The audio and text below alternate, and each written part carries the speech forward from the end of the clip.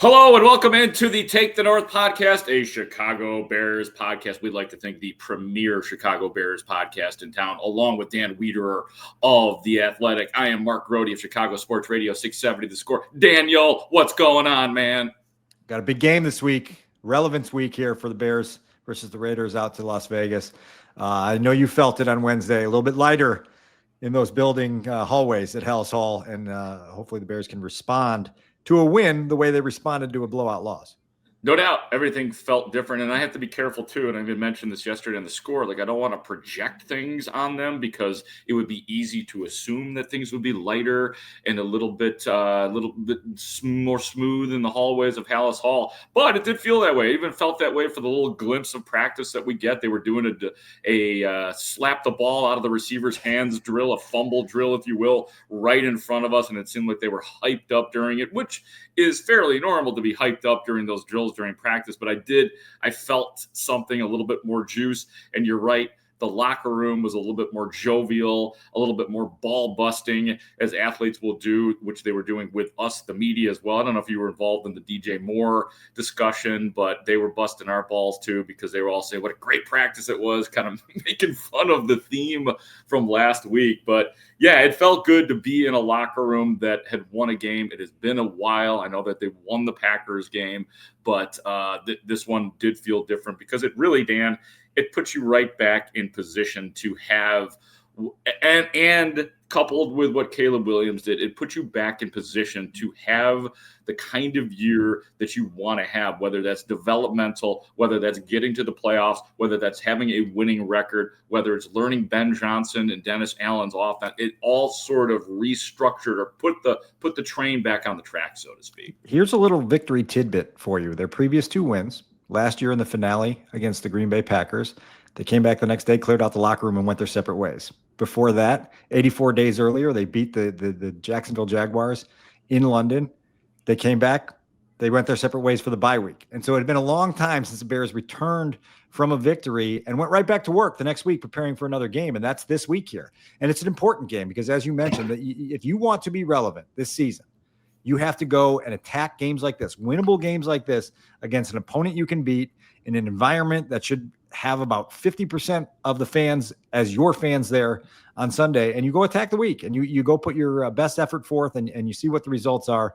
And 2-2 heading into a bye week will feel a lot more encouraging than 1-3 searching for answers. Yeah, no doubt. And no doubt. This week is so important because then it'll really feel like that. Not only will the train be on the track, but it'll be going really fast, like one of those bullet trains. To your point, Dan, about the 50-50, I got a little note here from here it is. The Raiders and Bears crowd Sunday at Allegiant Stadium, which is expected to be 50-50 per Vivid Seats. The game is the most in-demand NFL game of the week, with an average selling price of $523 and a get-in price of $294. Fans are traveling an average of, you ready for this, Dan? 993 miles for the game. So it's always jacked up with other fans in Vegas. It just is. But this one, I don't know about 50-50. It might actually exceed the 50-50 mark.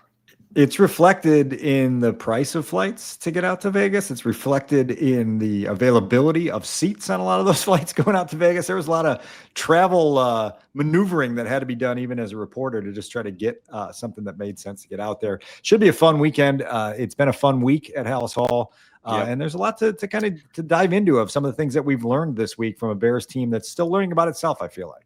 Yeah, let's take you through some of that. And Dan, I believe it was you that asked this question to Ben Johnson, and specifically the question was, what should Caleb Williams take away from the Dallas win and the great things that he did? What should he use to move forward into this Vegas game? Here's Ben Johnson on that. I think it's the comfort level right now of taking all this information over the course of the week, which is a lot. We just had a walkthrough and we screw some things up, and that's because we just talked about it for the first time, and we're going to screw a couple things up in the walkthrough. Well, we got to get better at it during practice, and then I think what I'm most impressed at with him and his process is the next day he really locks everything in from the day before, and we don't have to go back and revisit it again. So he's a quick study in that regard, and because of that, we can load up the game plan more each week. Week 3 was a lot more than week 1, and hopefully that's our new normal here going forward. Is not just for him, but for the entire offense. We can have a little bit more in the game plan to help attack some of these defenses. And so because he's doing that and his comfort level's growing, we're able to grow as an offense. Dan, I think what we have all been wanting to hear from any coach about any of the last 3 quarterbacks is more. Put more on the plate, do more with what they put on the plate. So it was heartening to hear the coach say that there's much more on his plate relative to week 1. And what he did last week might enable Ben Johnson to put even more on the plate in the 4th game of the season. That was one answer from a news conference that it probably went about 12 minutes. And it was representative of how much Ben is willing to share and how much detail you can get out of hearing his thoughts and insights about the progress of this entire thing. There's a couple things that were really notable to me in that bite you just played. Number one is the volume thing. You and I have been on this since the start of the regular season. You can hear it in the way Ben talks. Part of his brilliance as an offensive mastermind, as an offensive play caller, is being able to attack specific defenses in specific ways. Right. And so you've heard him talk about that a couple of weeks ago. He talked about the designer plays that you hear in that bite, him talking about hopefully we can continue to add more that is very targeted at attacking the very specific opposing defense that we're playing in that given week. Along with that, Grote, I think you heard a combination of dissatisfaction and patience at the start of that bite where he's talking about the screw ups in the walkthrough. And you know how much of a perfectionist Ben is and how much that stuff aggravates him. And yet in the same breath, he can say, look, it's fine on Wednesday. I'm going to deal with that on Wednesday, as long as Caleb can go reset. And on Thursday, it's a lot cleaner and he understands everything by Friday. And then when we go to walkthrough on Saturday and go out to the stadium on Sunday, he's got it all locked in. And you're starting to feel an increased confidence from the head coach in that regard. You're starting to feel an increased comfort from the quarterback in that regard. And again, this is all about building, and Ben wants to build as quickly as possible. That puts a lot on Caleb's shoulders. It puts a lot on his plate. And this will be another interesting week to see how he responds. Yeah, and I think that the responses last year on those really valuable practice days were not as good last year, just from what I've been able to figure out. And let's go now. Let's basically get the response from Caleb Williams on what Ben Johnson just said in terms of what he can take forward. And I asked him, is it starting to sink in? Do you like the idea that Ben Johnson wants to load up the game plan? And I do believe that in this bite, Caleb begins with the part of, is it starting to sink in and why? I think there's a certain part where you just you start getting a better understanding of the offense and what we're trying to do. And I think the consistency of just taking a step each week and trying to be, positive, trying to be, like there's going to be hard moments in practice like today. Messed up, it's Wednesday. It's probably one of the hardest days of quarterback's job is Wednesdays, just because all of the game plan that's going in. And so just being able to be positive, being able to, understand that it is Wednesday and, a bunch of it is new, and not get too frustrated and give myself a little grace on Wednesdays to be able to understand that, I'll go back, study tonight, study tomorrow, keep studying throughout the week, and then we'll get to Sunday and be able to rep it and get out there and call those plays and be efficient and, do whatever we need to do to win the game. New for you to be less frustrated? Like, were you more frustrated last year on Wednesdays? Yeah, I would say I was a little bit more frustrated myself, just because I want to be the best that I can be for my guys and this organization. So being able to go through a year of that, but also understand offense is better, understand defense a little bit better, and just continuing that growth process and mindset.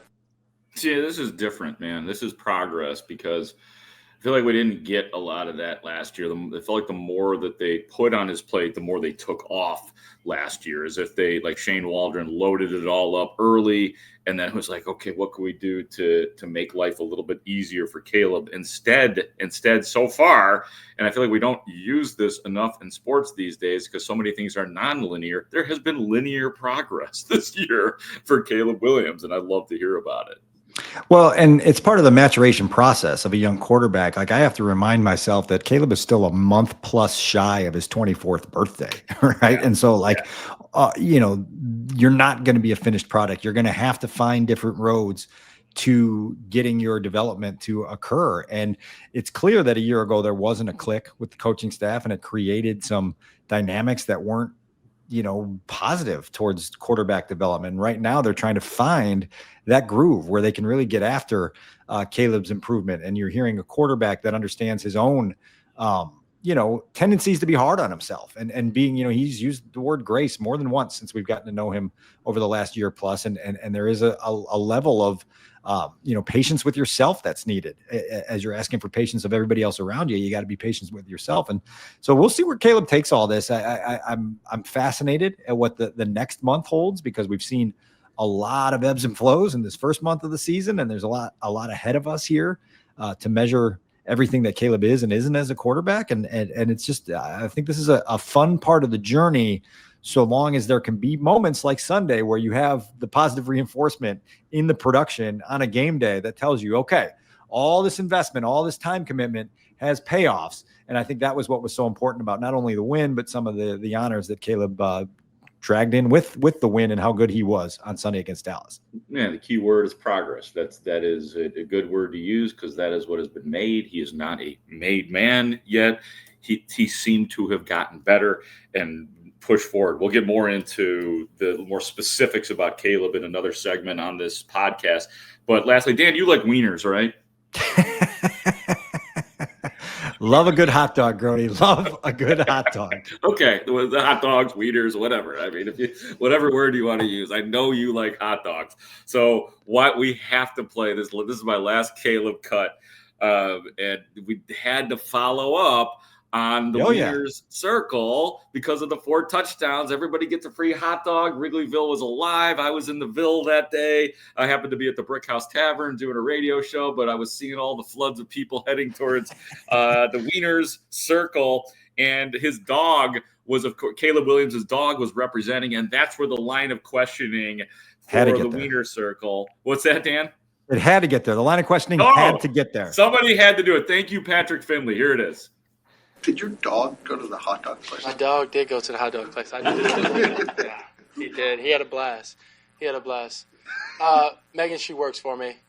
She brought him, and he had a blast. And did he have a hot dog? He had a hot dog. I heard. It's not typically in his diet, but I don't think he had ketchup on it. But he had a blast. He when he ended up getting home, he ended up going inside his cage on his own and passing out. So he had a blast. Does it amuse you that type of excitement bubbles up in the city about? Yeah, it's awesome. Being able to have a moment like that. Kudos to them. And then obviously, like I said, kudos to the big guys up front for me, and the wide receivers. But yeah, it's something fun like that. Brings excitement to everybody, and you get free hot dogs. Does it please you? What? I know where you were coming from when you asked that question too, because it's something we talk about all the time, and we probably talked about it in the last podcast. This city is a blast when the Bears do well. Period. No doubt. And yeah, exactly. And it's one of the reasons I asked that question to guys who have been through a lot on the other end of that is do you have a sense for what this could be and how different the mood can be if these types of things become normal and not just a one-off every 350 days where you play really well to produce a home win. And so I'm glad that Caleb leaned into it enough by sending his dog out to the Wiener Circle. I'm glad that Supa, the English Bulldog, got to take part in a hot dog and then go pass out in his cage afterward. I'm happy for everyone that this week has become what it's become. Now, obviously, you got to reset and win another game this week, but it's fun, right? Like, and that's all we're asking for. We're asking for a little. Yeah. And for the record, I did ask Caleb, were you tempted to go? And he said, yep, I was tempted to go, but I got to get ready for the Raiders. So it's like at the end of the fun, he said the right thing, Dan. And similar sentiment when, he was first brought up by Ben Johnson on Wednesday morning about the NFC Offensive Player of the Week honors. And Ben saying, I tried to recognize him in front of the team, and he was very stoic and he wasn't having it. And then I asked Caleb, why were you so hesitant to kind of bask in that glory? And he just said, it's Wednesday now. You know, that's 3 days in my rearview mirror. I got a lot of work to do. The Raiders are coming up. And so like, I'm appreciative of that focus reset and that ability to know what Sunday was and what it wasn't.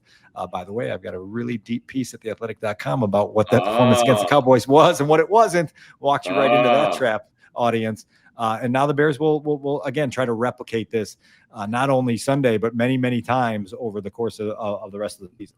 Yeah, and right before you asked that question to Caleb, our friend Deion Miller asked, like, how does it feel to have gotten the award? And he just said, oh, yeah, cool. And that was it. It was like a 3-second answer. It was just wild. So I'm sure that he's following the program out there, which is nice. Let's get back to some of the serious, though, here now. Some of the serious is what can be better. The Bears running game can be better. You have wide receivers taking more handoffs than Roschon Johnson right now. I mean, I think that's indicative of the issues that they have right now. DeAndre Swift is a bit banged up. He's got a hip that he's dealing with this week as we're recording that. So he has been limited in practice. I think he'll be good to go, but something to keep your eye on. And the run game just has not gotten there yet. Here is Ben Johnson. This is our last piece of audio that Dan and I the rest of the way through.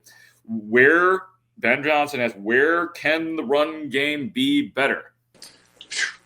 It can be better all over the place right now. We're very conscious of it. We watched all of our runs as a group the other day, Monday, and I think I've alluded to it in the past that it can take a little bit of time before this all meshes and it all gels together. We got some new faces up front that haven't played a ton of ball together yet, and so that's part of the process. It's also for the runners to understand what we intend to do with some of these play calls, where we want that ball to hit. And then at the end of the day, they take their natural skill set and they make something big out of it. You know, our whole goal as a coaching staff is to get them up to the third level as much as we can to make these safeties and these corners tackle them one-on-one. We haven't been doing that enough, and so as a coaching staff, we need a sound plan.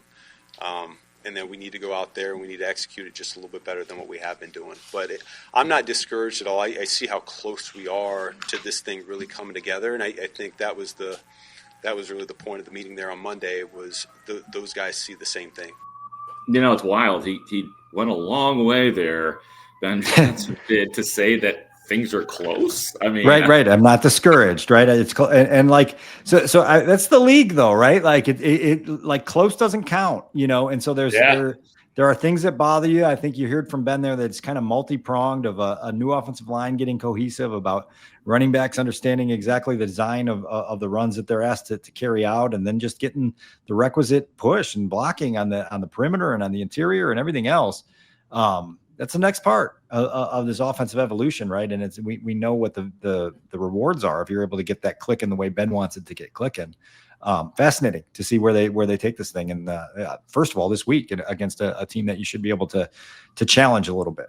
Yeah, I talked to Roschon Johnson a little bit by his locker and just asked him what's going on, like in terms of not getting handoffs as a running. He's been playing special teams, and you know, he said he's not frustrated yet, that it's too early to be frustrated. He said he doesn't necessarily know why he's not getting carries back there, but he also did say and this is absolutely right. He's like, I'm just going to try to make my mark on special teams and be as good as I possibly can. But that's just a situation that I am monitoring. And look, he had a rough year last year as far as being a running back. And, you know, this year it's been similar. So that is something we will continue to track as well. Let's move on, though, Dan, to our TTN Spotlight.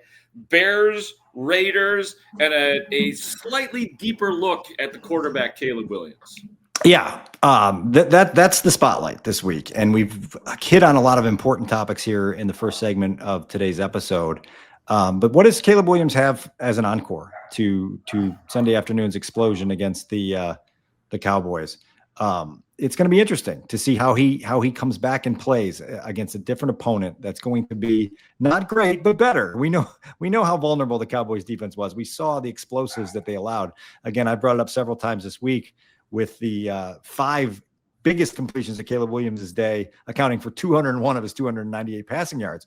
You want to get that replicated somehow, some way, with the consistency of hitting those explosive pass plays. But they're not going to be there every week. And so how do you respond? How do you play that point guard position? I think one of the other talking points that we haven't dug into today yet is just this idea of Caleb's continued work with his feet, Grote, and how diligent he's been and how focused he's been on marrying the feet with the eyes and marrying the feet and the eyes with the timing of the play and trying to get that part of, as Flus would say, rhythm and timing of the passing game. And Ben Johnson likes the rhythm and timing of the passing game also. And so that all starts with the quarterback's feet, and it all starts with how smoothly a quarterback can dance.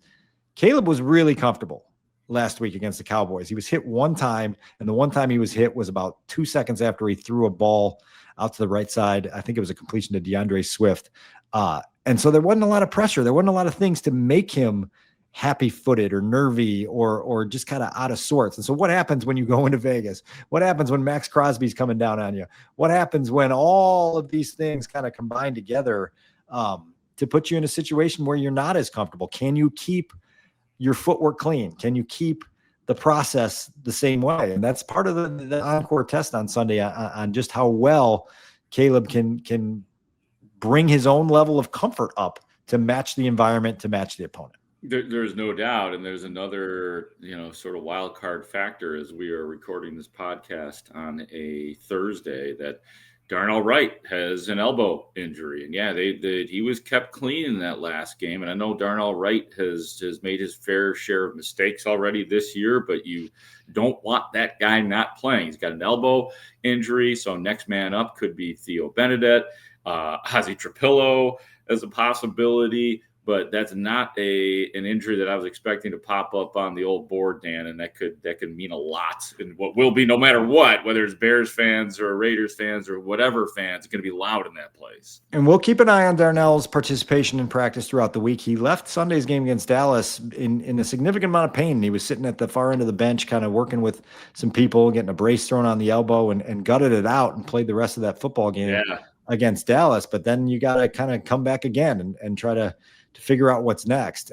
And so this is, it's a challenge. And look, like, I think that this football team right now is in a good mindset. They know where they can head, but in order to head there, you've got to stack some success. And the success will start with how well the quarterback plays after one of the best, if not the best, performances of his career. You brought up the hot dog award-winning vibes that are building. Well, now you got to reset and get ready to go play a good enough team in their home stadium with a lot of eyeballs on you. And so can you produce that same level of comfort and confidence? And the other thing we heard all week, Grote, is how much better Caleb has been inside the huddle, how quickly and urgently he's getting these plays called, how quickly they're getting out of the huddle with time to get up to the line of scrimmage, survey the landscape, adapt to when necessary, and really just handle that whole pre-snap part of the process. That was a problem for multiple months. It was a lot better Sunday against Dallas. Will it stay better Sunday on the road against the Raiders? I think I jumped the gun a little bit on our three things to watch with Dan Wiederer, because one of those things is Theo Benedette may come into play. We've mentioned the name Max Crosby a couple of times, and trust me, man, everybody that got a chance to talk about the Raiders defense yesterday, including Ben Johnson, they were talking about Mad Max and his ability to wreck a game.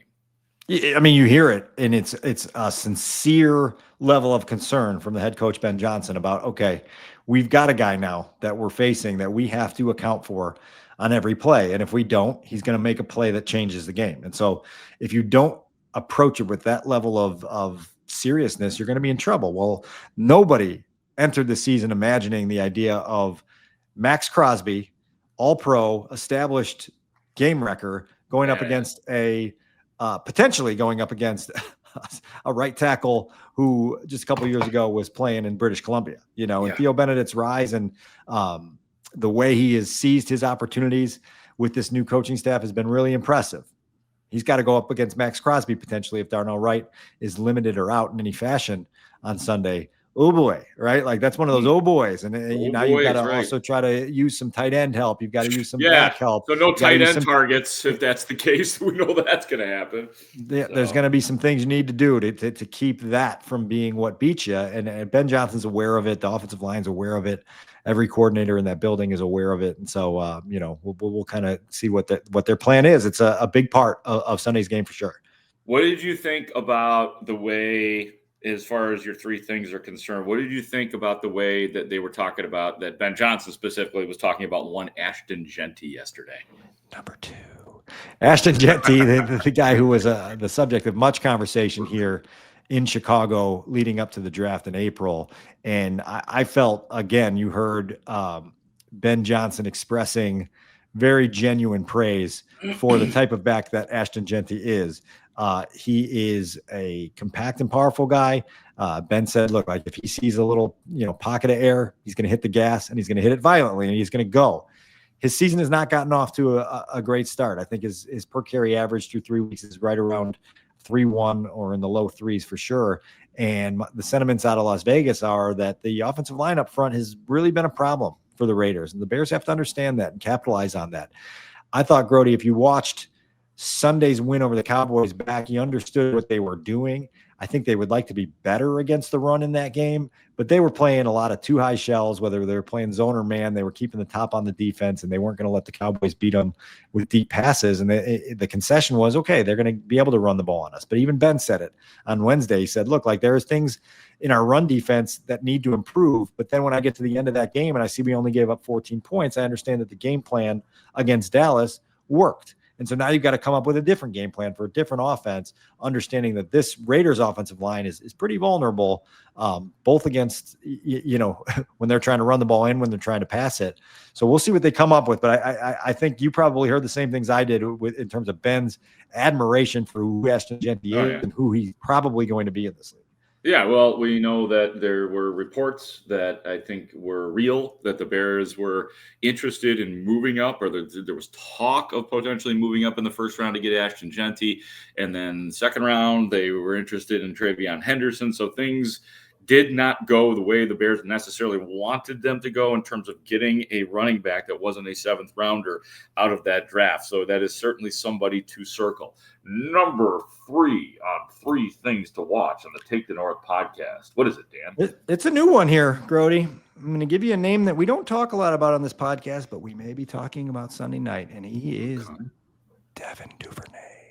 Devin Duvernay has got an opportunity Sunday against a Raiders special teams group that has not been good, either covering punts or covering kickoffs. I think they're 32nd in the league. That's dead last for the math majors in covering kickoffs. And so Devin Duvernay is going to have an opportunity to impact the game that way.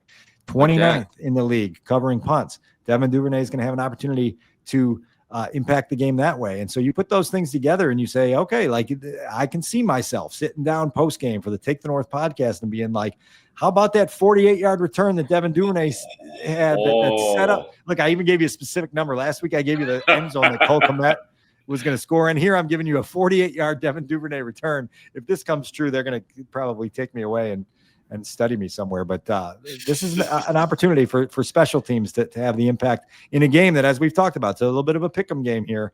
And so you need something to swing it, and maybe it's Devin Duvernay. Ooh, we're going to lose Dan to one of them gambling shows if this keeps up, if he keeps on predicting. Speaking of that, how about our Best Bet segment? The Best Bet segment is brought to you by FanDuel Sportsbook. Make every moment more. What do we have this week, Dan, for our Best Bet segment? Yeah, we're going to bring this to you and put it on your table first, but it is the over-under in Caleb Williams completions for Sunday against the Raiders. FanDuel has it set at 21.5. It's minus 115 odds, either over or under. So it's up to you, Grote, to pick this one. Caleb Williams completions over-under 21 and the hook. Wow. Well, coming off one of his best games in his first year and change at the Bears, he had 19 completions, and that was a terrific game. So he does a lot with the number that he had. That's why I love the number at 21. And I'm just hearing this, so my brain is clicking. I'm going to say, wow, this is tough. I'm going to go under. I'm going to go the under on that for Caleb, because I do think that they're going to be able to run the ball better this week, and I think they will be desirous of doing that. So, I'm on the under, Dan. What do you think? I'm going right there with you. I'm going right there with the under. Caleb has been under this number in 13 of his 20 starts, as you mentioned. Even in the 298-yard, 4-touchdown performance against Dallas last week, he was under. Part of that was because he hit some big play touchdowns that shortened those drives. A one-play, 65-yard drive requires only one completion, and Caleb did that the right way. The one to Roma Dunze, it's a 35-yarder that prevents you from having to go deeper into that drive, needing more completion. So I'm going to stick with the under here as well, and we'll see if Caleb can get in a groove and what the game flow is, because that will dictate a lot about where the Bears need to press their quarterback and see what he needs to respond to. The Best Bet segment was brought to you by FanDuel Sportsbook. Make every moment more. That's it, Dan. Anything else you want to get off before we get out of here? We got to do a quick set of predictions here. We haven't given our predictions for the game. So predictions. My bad. Don't forget about the annual, weekly prediction segment. So I'll start, and I'm going to go, and I'm going to back the Bears again. I'm going to back the Bears to get into their bye week at 2-2. I'm going to back the Bears to play a good enough game against a good enough opponent to get out of there with a road victory, a quote unquote road victory. We'll air quote that given the numbers you gave earlier in the program. And I'm going to throw it at 27-23, Grote. Okay. Bears win. For the first time this year, Dan, I will be picking the Chicago Bears to win. And I'm going to go 31-24. The Bears will beat the Vegas Raiders, and they will be 2-2. And the sunshine, there won't be any clouds left. It'll be the greatest week we've had since 2018. And we get a bye week. And a bye week. That's right. And then they'll have, if they then have a win over Dallas, a win over the Raiders, a win on the bye week, now you're talking about 3 weeks of momentum when we return for what you and I in our preseason predictions episode classified as signature win week, Monday night against the Commanders. Yes. 6. Train's on the tracks now, Grote, isn't it? Or if they lose that, no. I didn't even want to go. I didn't even want to think about that possibility. For Dan Wiederer of The Athletic and of 670 The Score as well. He is a frequent and very valuable contributor to 670 The Score. For Robbie Triano, filling in for Adam Stadzinski, who is honeymooning right now, I am Mark Grote saying thank you so much for listening to and watching the Take the North podcast. Great talk. See you out there.